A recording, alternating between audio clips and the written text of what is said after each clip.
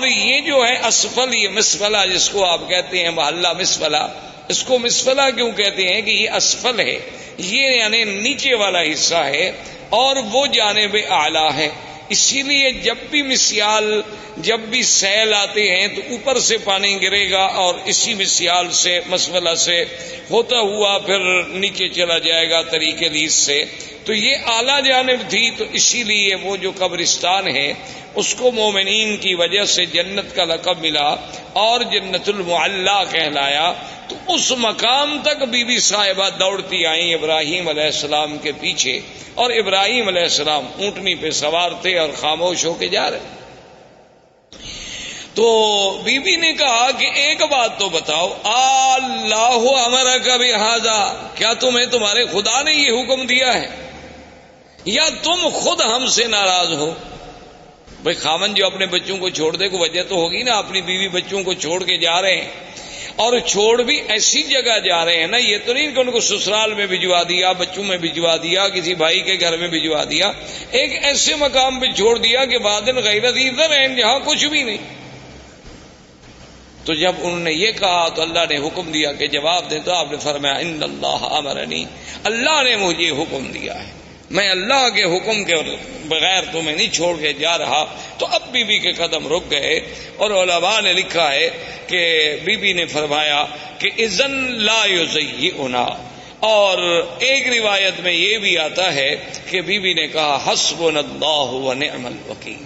کہ اب تم خلیل جاؤ، ہمیں بھی اللہ کافی.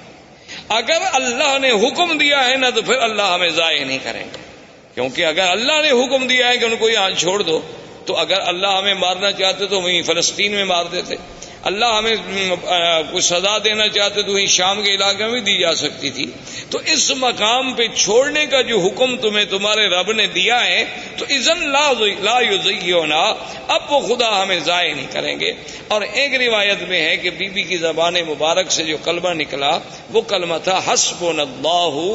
ونعم الوکیل. تو اس لیے آپ بھی ویسے اس کلمے کو یعنی ہر مشکل میں، کیونکہ اس کی وجہ یہ ہے کہ جب حضرت خلیل کو آگ میں ڈالا گیا ان کی زبان سے بھی یہی کلمہ تھا حسبنا اللہ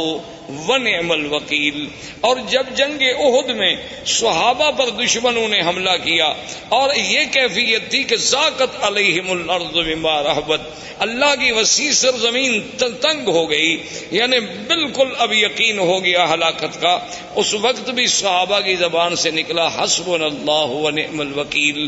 سیدہ عائشہ صدیقہ رضی اللہ تعالی عنہا پہ جب تہمت لگی، اتنا بڑا الزام لگا امہات المؤمنین پہ، عصمت رسول پاک پہ، تو جب سب سے پہلے بی بی کو خبر ملی کہ آپ پر یہ الزام لگا ہے تو بی بی کی زبان سے نکلا حسبنا اللہ ونعم الوکیل. تو اس لیے علماء نے اس پر بڑی کتابیں لکھی ہیں، القول الجمیل فیما جاء فی فضل حسبنا اللہ ونعم الوکیل. تو ہر مصیبت میں اور ہر مشکل میں، ظاہری مشکلات،